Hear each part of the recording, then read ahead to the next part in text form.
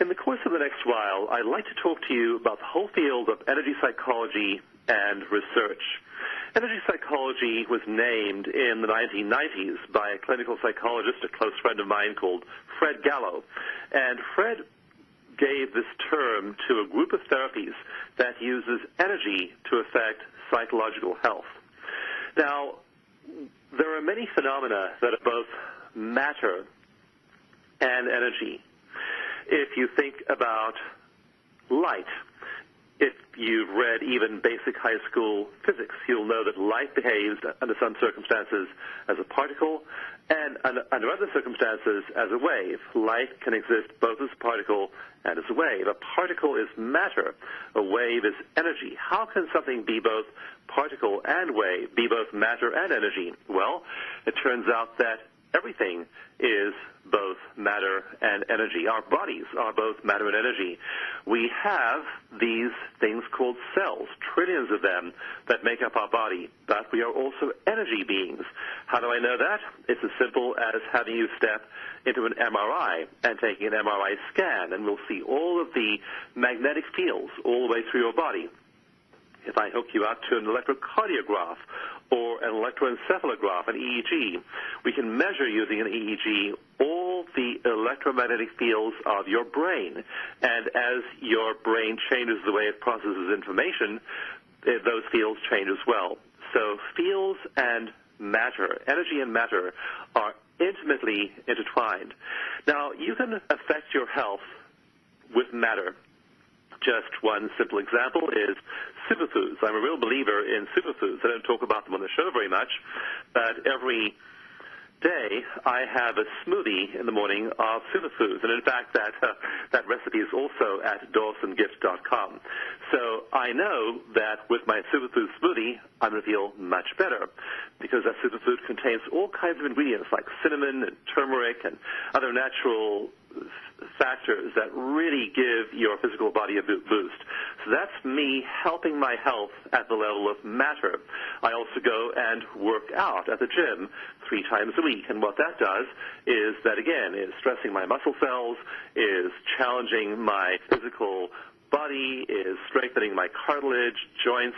There are all kinds of benefits of exercise, and so I'm using matter to affect matter by the quality of what I eat, the choices of food I make, my alcohol intake, my intake of sugar and sweets. All of these things are ways of using matter to help myself feel materially good. Then there's the whole field of energy. How do you help yourself feel energetically good? What leverage points do you have to help yourself feel better energetically? And that's where the whole field of energy healing, energy medicine, energy psychology comes in. And what we're finding is that as people learn to positively affect their energy fields, that they then positively affect matter. The material substance of their bodies is affected. The most dramatic study of this is one I performed with colleagues from several other institutions, and we looked at the levels of gene expression in veterans. This was a randomized controlled trial. They got either their usual level of care from the Veterans Administration hospitals they were enrolled in, or they got that usual care plus 10 sessions of EFT, or emotional freedom techniques. And we found that several of their key genes to do with immunity and inflammation were regulated by those 10 EFT sessions. So again, just doing the energy work, shifting the emotional energy of your experience, had a powerful effect down at the level of the genome. And as these new genome studies become available, it'll become more and more evident using these simple genetic tests that we are being affected, we are being changed at the level of gene functioning when we do these types of therapies. And so I'd encourage you to think not just about exercise, about diet, about fresh air, about clean food and water, about all the material ways of affecting your body. I would also recommend you take a very serious look at what I call your energy ecology, the ecology of energy all around you. When you wake up in the morning, what do you do first thing?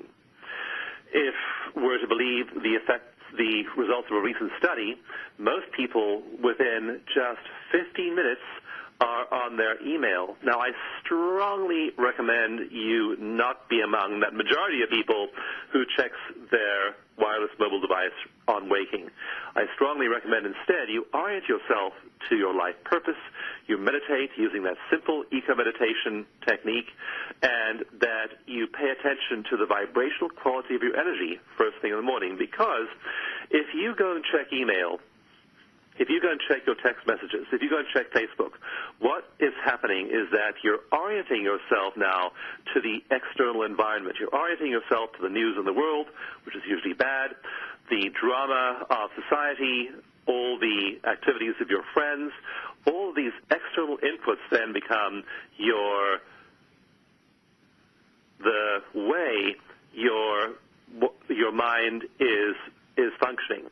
All of those things become the basis for the mental state you're in, and that may not improve your mental state. In fact, often for most people, it's going to bring about a big downgrade of your mental state. But if instead you wake up in the morning and you meditate, then you aren't using external inputs to condition your thinking. You're instead using internal inputs to condition your thinking. What I do now, I began doing just in the last week actually, is when I am meditating, I do my meditation, then I ask my higher self for a thought for the day.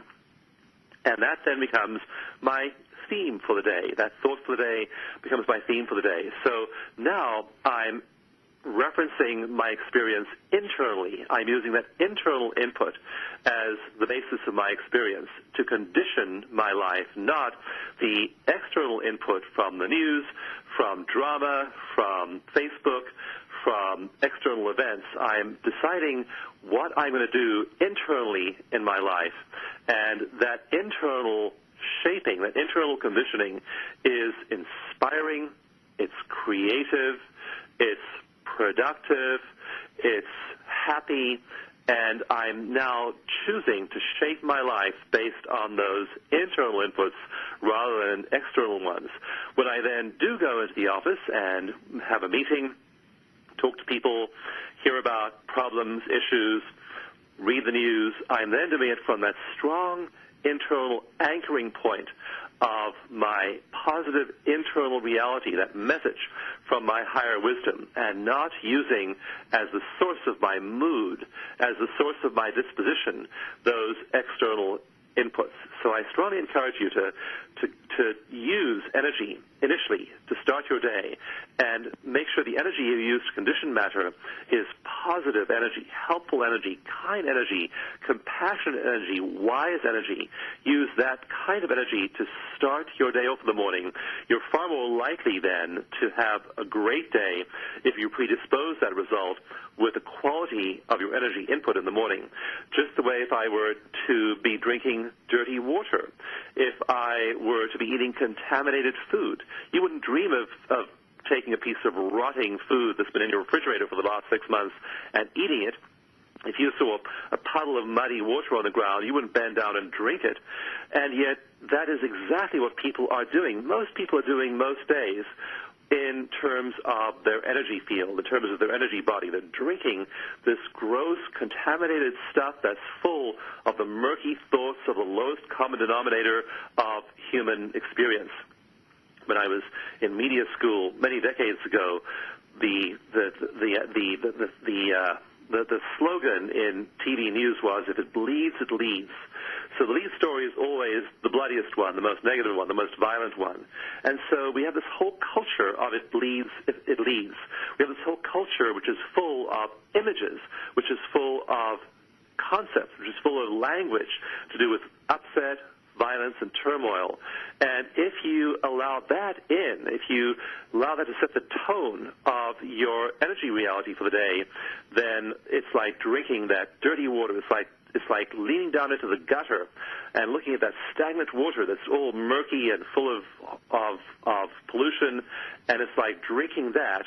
But if you instead tune into your higher self, tune into your higher wisdom, meditate, use eco-meditation, which you'll find on that DawsonGift.com site. Use eco-meditation, you then condition yourself to having a wonderful, powerful, productive happiness and love filled day. So it's very, very powerful to use these energy tools to condition the matter of our bodies.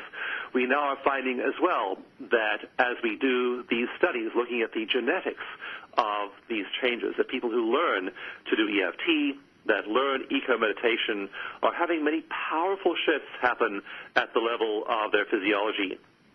Last year, with some colleagues, I did a series of studies, 2 studies at Esalen Institute, a big teaching institute where I teach every year.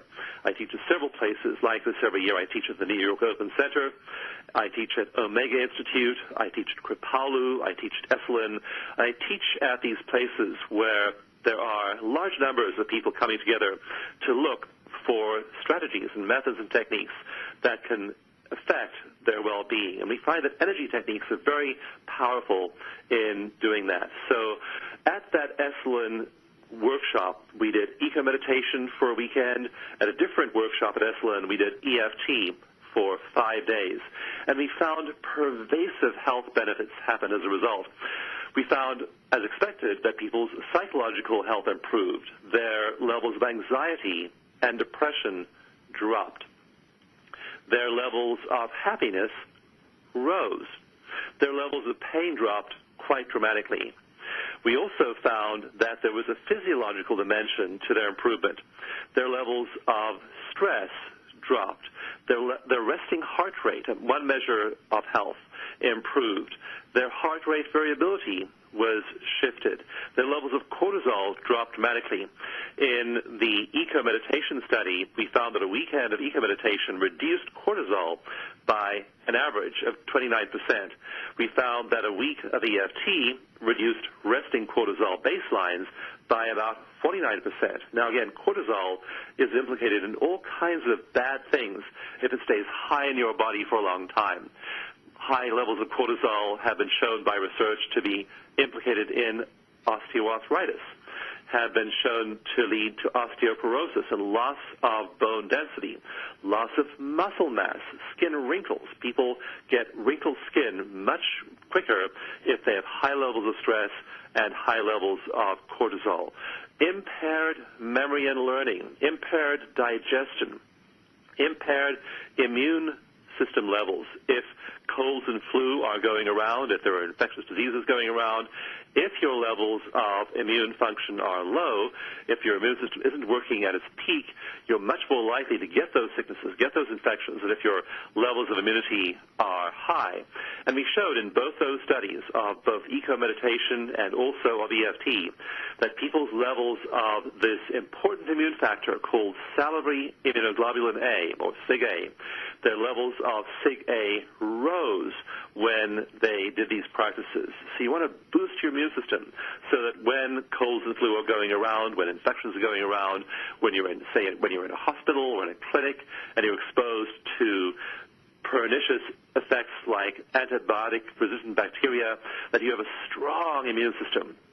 All of those immune factors were strengthened by using either EFT or eco-meditation, those 2 techniques that I practice and that I teach. So when you take that moment to meditate in the morning rather than turning on the news, then you are affecting not just your psychological health, not just inspiring yourself mentally and emotionally, you're also having this potent effect on your physical body, on your physiology. And so it's so worth loving yourself enough to take that 15 or 20 minutes to do EFT and eco-meditation and shift your level of immune function and your level of physiological function as well as your mood. You then bounce into the day feeling happy and optimistic, creative, cheerful, and you are resilient. Research shows that resilient people, when they're faced with that crisis, when they're faced with that problem at their job, when they're faced with that issue in their household, in their intimate relationships, that if they have resilience, they're much more likely to thrive than if they don't. When I was editing a book recently, I was editing a book by a psychologist who spent quite some time in Afghanistan during the height of the war there. and she describes using EFT with hundreds and hundreds of active duty service members at forward operating bases in Afghanistan. And what she found was that there was a big link between resilience and PTSD, and people who were resilient were less likely to be consumed by PTSD symptoms, and that EFT tapping was an effective way of helping those soldiers cope with the rigors and the stresses of deployment. If they used EFT, they felt better right away. It's not like it takes a half hour to feel the effects. You start tapping, and immediately you'll feel your body and your mood changing. So it's powerful to learn these kinds of techniques.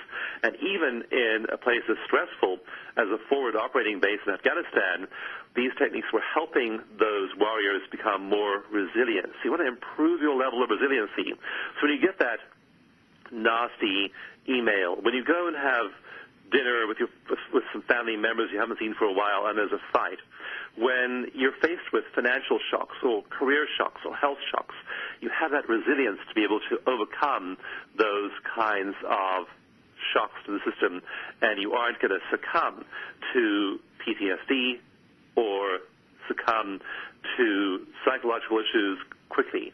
I remember working with a friend of mine recently who was bitten by a pit bull. She texted me this photograph of her leg. She'd had this big chunk taken out of her thigh, about the size of my hand, and she was reaching out to me to work with the psychological aspects of the pit bull attack so she wouldn't get PTSD. And I worked with her remotely and did some remote healing with her using the healing techniques that we teach. And my thought was, imagine if she healed really quickly. As it happened, she was going to need a skin graft. The surgeons were going to have to keep the wound open for about 4 to 6 weeks, after which she'd receive a skin graft to try and rebuild her muscle and her skin around this horrendous wound, gash in her leg as a result of the pit bull attack. So my energy healing mantra was, a miracle happens. When her doctors look at her, a miracle happens. And sure enough, she texted me less than a week later and said, you won't believe this. I just went in for my next checkup, and they said I won't need a skin graft. My body is healing so quickly, it's miraculous. That's the effect of energy. So again, we weren't using activity at the material level to help her heal. We were using just intention and energy was having this powerful effect on the matter of her physical body. Those are the effects we can see when, rather than trying to focus on the matter side of the equation, we focus on the energy side of the equation. Now, my particular field of study is energy psychology. I'm interested in energy healing generally, but I'm very interested in energy psychology, the psychology of change, how we change psychologically when we apply energy healing methods, because what we've learned now in the past couple of decades of research is that psychology is physiology. When our psychological states change, when our mood improves, then our physiological states change, and they change quickly, and they can change dramatically. We've done research showing that people's levels of stress hormones, like cortisol, drop quickly after they use energy psychology methods. So they are getting a psychological effect, that depression and anxiety is going down. They are also getting a large physiological effect. I was keynoting a medical conference recently, and I was just writing down the long list of gene expression changes we've seen with people who are doing these energy healing methods. And they're pervasive. We found that they affect many different genes, genes that code for your immune system. They boost your immune system. Genes that code for the production of red blood cells that deliver nutrients and oxygen to your cells. Genes that code for the production of white blood cells that help your body resist the attacks of invading organisms. Genes that code for the rebuilding of your cells after damage. Genes that code for metabolism. They improve your metabolism. We found that energy therapies affect genes that code for the protection of your skin against the sun's ultraviolet rays. We found that they also code for genes that have to do with memory and learning. They boost memory and learning. They boost your immune genes, and they suppress your inflammation genes. So a whole pervasive raft of benefits as a result of using energy therapies. And when you use these therapies to affect your psychological mood, then your physiological body, your cells, change as well. I'm the editor of a journal called Energy Psychology, Theory, Research, and Treatment. And I'm going to share with you some recent studies that we published in the journal. They give us a fascinating picture of some of the ways in which your body is changing when you apply energy methods to your practice. And the first issue of Energy Psychology was published in 2007. That was 2009. 2009, November was Volume 1, Number 1, and even back then we had many breakthrough research results presented. We had a study showing that when therapists were working with the adult survivors of childhood sexual abuse, their preference was to use energy therapies rather than talk therapy. Therapists found that energy therapies were more effective than just using talk therapy. Another research group from the country of Turkey found that when they compared emotional freedom techniques, or EFT, to another effective therapy called progressive muscular relaxation among high school students with test anxiety, that EFT produced better results, that the levels of anxiety of those teenagers went down more quickly, and also that their test results improve. We also had an article from an EFT practitioner who'd spent several years working in San Quentin State Prison.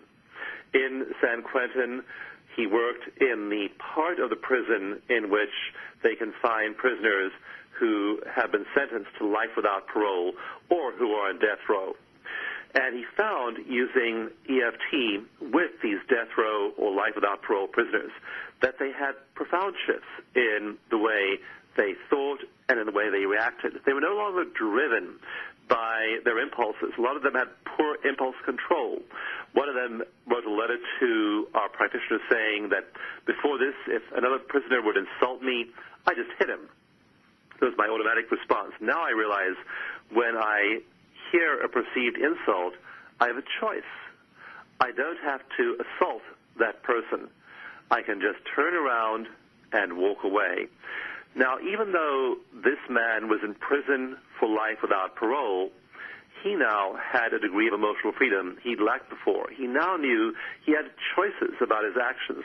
He was no longer bound by the way he used to be.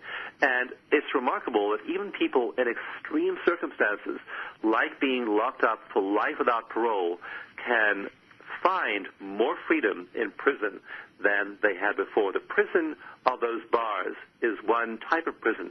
It's the physical prison. But if people are locked up in their emotional responses, if they are confined by their thoughts and by their habits to violent behavior, then that is an emotional prison that can be far more limiting and confining than those physical prison bars. And those men were able to find a liberation from the emotional prison of having to act out their old violent impulses after they learned to use those energy methods.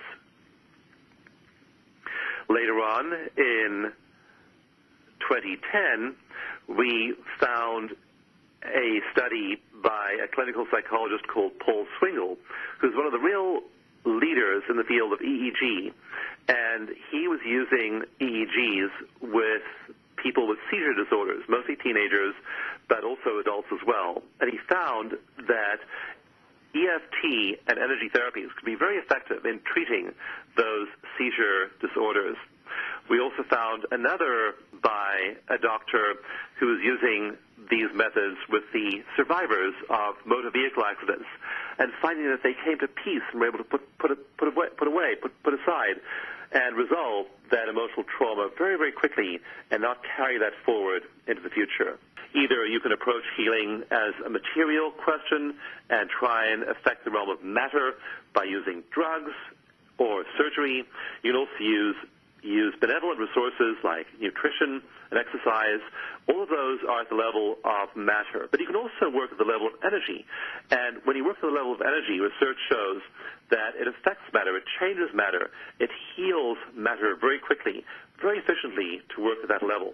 And the field of energy psychology is the subset of energy medicine that focuses on improving people's emotions, levels of anxiety, levels of depression, phobias, PTSD, and the research is compelling that all of these things are improved when you use energy methods. In the journal, which I edit, called Energy Psychology Theory, Research, and Treatment, we've been publishing this journal now since 2009. It's a peer-reviewed professional journal, and it's covered a lot of topics over the course of the last 8 years. We found in one study that public speaking anxiety was reduced by just a half hour of EFT. And when people were followed up later on, they not only lost their public speaking in just that one brief treatment, but when they were followed up later, they remained free of that fear of public speaking. We also found that energy therapies are effective when they're used by life coaches. We compared the use of these methods by life coaches compared to therapists, and we found that those who are life mental health professionals did do slightly better than those who are life coaches, but that even life coaches without mental health training did a really good job with energy therapies. So we found that used with coaches or used with therapists, these therapies are effective. We also saw in one of our earlier issues of the journal a study of looking at the effects of energy psychology on people who've been through horrendous trauma. These were survivors of the Rwandan genocide. In the genocide in 1994, somewhere between 750,000 and 1 million people were killed in a very short period, and they were killed brutally with machetes for the most part in the country of Rwanda. And it was one of the most traumatic and violent episodes in the whole modern history of warfare. That event left hundreds of thousands of children without parents. Their parents had been killed, and suddenly Rwanda, already a poor country and a traumatized country, was now facing the prospect of caring for thousands of children whose parents were killed in the genocide. So these Rwandan orphans are now more than 25 years old, most of them, and yet many of them still suffer the scars of PTSD. In that journal issue, we heard from a team of 3 people who traveled to Rwanda and worked with these orphan heads of households, and we found that they had large changes in their levels of PTSD symptoms. Their levels of anxiety went down. Their levels of symptoms like nightmares and flashbacks were reduced.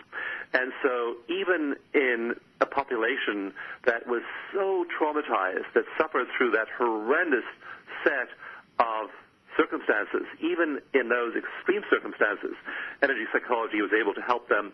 And when they were followed up again by that research team later, their results had held over time. That indicates that these kinds of therapeutic interventions aren't just effective in the moment. They're also effective in counter-conditioning us long-term, at reducing our level of stress long-term. Apply these methods, and then they not only make you feel better in the moment, you'll have less of that conditioned behavior later on. Another researcher did a study of the effect of an energy therapy I love called Quantum Touch, and she was looking at the levels of chronic pain in people with muscular pain. And she found that this energy therapy called Quantum Touch was extremely effective in reducing those levels of pain. Another study looked at the results in a group of patients with psoriasis. Psoriasis is a skin rash, and most people who get psoriasis have it for a very long period of time. Some people, it's a lifelong condition, and psoriasis can grow and expand to cover large areas of the body. It's also hard to treat with conventional medical methods. What she found in this study was that the lead investigator looked at not just the psychological aspects of psoriasis, but the physical aspects as well. And she found that their physical aspects, their psoriasis, the extent of their psoriasis rashes, dropped by about 50% after a course of EFT treatment. Now, why is a physical autoimmune disease like psoriasis improving after psychological treatment with EFT? Well, it turns out that our psychology is linked. And when you produce a positive change in psychology, you produce a similar change in physiology as well. In Energy Psychology Journal, you can find a whole slew of provocative research. One study looked at the effect of EFT on dental patients. And the way this worked was that a dentist in England had people who would show up and they'd be fearful or anxious about treatment. He would give those people 10 minutes of EFT. Now, that's a very short treatment. In fact, it was even shorter because he spent about 5 minutes explaining it to them and then 5 minutes tapping with them. But after that, virtually all of the patients were able to go through dental treatment without that high level of anxiety. Very powerful that just a little bit of an intervention, energy intervention like that, could affect their levels of anxiety, after which they could use those dental treatments. Another study looked at the efficacy of an allied method called thought field therapy on needle phobia. Now, needle phobia affects many people, and it's simply a fear of being stuck with a needle. Most people don't like having a needle stuck in their skin, but for people with a needle phobia, it can be dangerous. People, for example, who need medical treatment may avoid medical treatment because of the fear of needles. So they might need some really necessary care, medical care, which they then won't get because of that fear of needles. So it's really an important tool to be able to reduce that fear of needles. And we found that tapping, thought field therapy, had a rapid and reliable effect on reducing people's needle phobia. We also report in Energy Psychology Journal about the results of a team that went to Haiti. And in Haiti, in June of 2010, there was a huge earthquake, and many people were killed. Also, it left about 200,000 Haitian children homeless, and a team of tapping practitioners went to Haiti. They went from France, because Haiti is a French-speaking country, and they worked there with both the caregivers and the children, and saw a remarkable drop when they tested their PTSD symptoms. Before the children and the caregivers learned to tap, about 79% of them had PTSD. After they had trained in EFT for a few days, 0% had PTSD. It was a powerful demonstration of the efficacy of these treatments on people who were highly traumatized.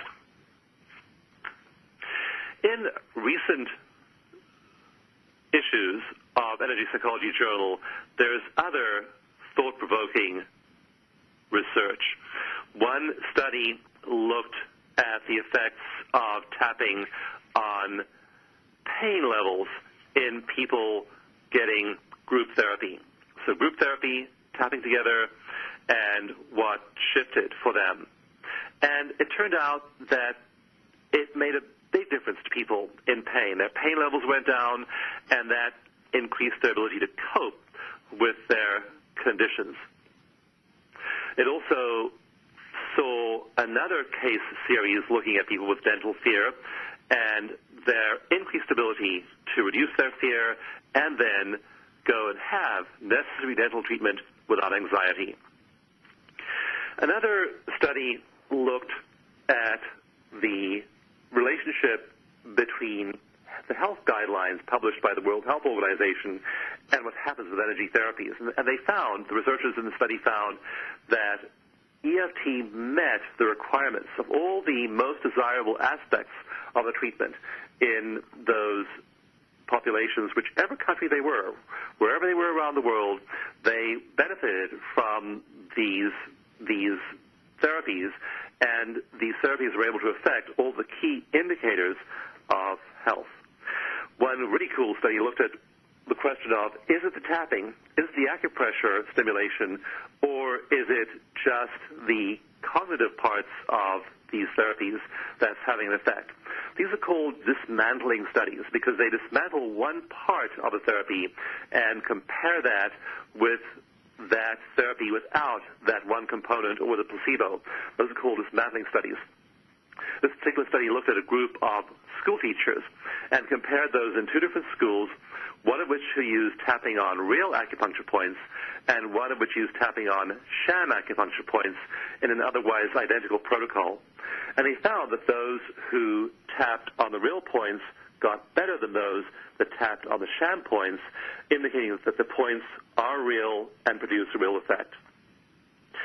So as I've been doing this research for the last 10 years, as I have been publishing this research done by others through Energy Psychology Journal, as I've been lecturing, as I have been working with people, as I've been doing group work with people both online and in person, I have just seen so many radical recoveries, people who've gone from suffering, from having limitations, both psychological and physical, to rapid shifts and rapid improvements. One therapist in one of our recent classes had been burdened by a lifetime because of her sexual molestation when she was a child. She was molested from the ages of 2 to the ages of 17. I wasn't sure about whether I should work with her in front of the group, but I did.